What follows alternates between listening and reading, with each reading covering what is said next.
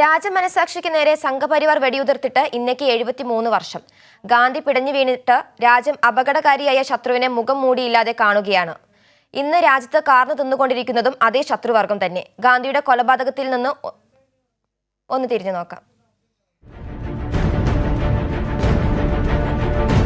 ഗാന്ധി ആത്മഹത്യ ചെയ്തതെങ്ങനെ? ഗുജറാത്തിലെ സ്കൂൾ കുട്ടികളുടെ ചോദ്യക്കടലാസിൽ ഈ ചോദ്യം പ്രത്യക്ഷപ്പെട്ടിട്ട് അധികം കാലമായിട്ടില്ല. ഗാന്ധിയുടെ കൊലയാളിയായ നാഥുറാം വിനായക് ഗോഡ്സെയെ ദേശഭക്തനെന്ന് ഇന്ത്യൻ പാർലമെന്റിൽ സ്വാതി പ്രഗ്യാ സിംഗ് ഠാക്കൂർ വിശേഷിപ്പിച്ചിട്ടും അധികം കാലമായിട്ടില്ല. ഗാന്ധിയുടെ കൊലയാളി ഒരാളല്ല, ആ കൊലപാതകത്തിന്റെ മാസ്റ്റർ ബ്രെയിൻ. പേര് പറയുന്നതിന് മുൻപ് ഇന്ത്യൻ പ്രധാനമന്ത്രി അയാളെ തൊഴുതു കാണിക്കും. ആഭ്യന്തരമന്ത്രി പൂവിട്ട് പൂജിച്ച് കാണിക്കും.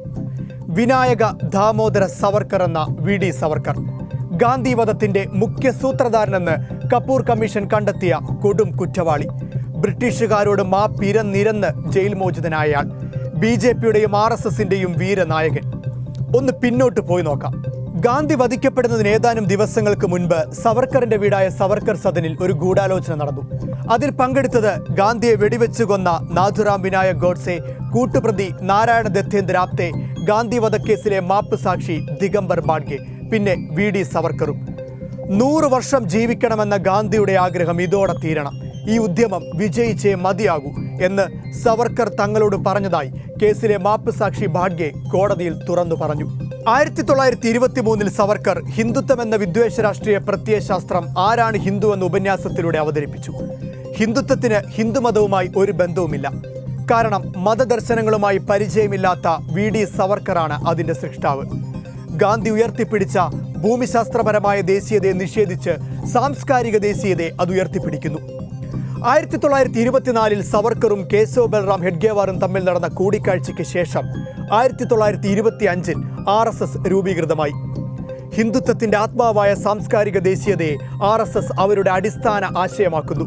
പിന്നീട് ഹിന്ദുത്വം എന്ന പദം ഉയർന്നു കേൾക്കുന്നത് അയോധ്യ രാമക്ഷേത്ര നിർമ്മാണ രഥഘോഷയാത്രയിലാണ്. LK അദ്വാനിയുടെ പ്രസംഗത്തിലുടനീളം ആ പദം പ്രതിധ്വനിച്ചു. പലരും അന്നതിനെ ഹിന്ദുമതമായി തെറ്റിദ്ധരിച്ചു.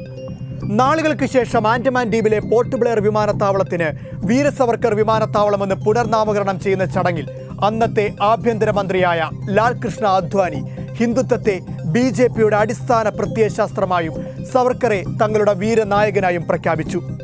ഇന്നാൾ വരെ അത് തിരുത്തപ്പെട്ടിട്ടില്ല. ഗാന്ധിയെ വധിക്കാൻ ഗോഡ്സെയുടെ രക്തം തിളപ്പിച്ചത് ഹിന്ദുത്വം എന്ന ഭിന്നിപ്പിന്റെ ആശയമാണ്. അത് തന്നെയാണ് ഇന്ന് ഈ രാജ്യത്തിന്റെ ഭരണകൂടത്തെ നയിക്കുന്നതും. ആ ഭരണകൂടം ഭരിക്കുന്ന രാഷ്ട്രത്തിന്റെ പിതാവാണ് ഗാന്ധി. ആ ഗാന്ധിയുടെ കൊലയാളികളാണ് അവരുടെ വീരനായകർ. ശരിയാണ്, ഗാന്ധിയെ കൊന്നതിന് 2 പക്ഷമുള്ള നാടാണിത്. അതിലൊരു പക്ഷം ഭരണവർഗം കൂടിയാണ് എന്ന അപകടത്തിൽ നിന്നാണ് നാം ചിന്തിച്ചു തുടങ്ങേണ്ടത്. ഗാന്ധി ആത്മഹത്യ ചെയ്തതല്ല, കൊന്നതാണ്, വെടിവെച്ച് കൊന്നതാണ്.